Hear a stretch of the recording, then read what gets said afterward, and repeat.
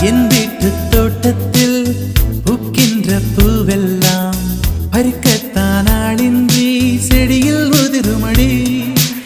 உன்னை நான் பார்த்தவுடன் உனக்காக ஆசையுடன் கைவிரல்கள் கேட்காமல் பறித்திட போகுதடி என் இதயம்.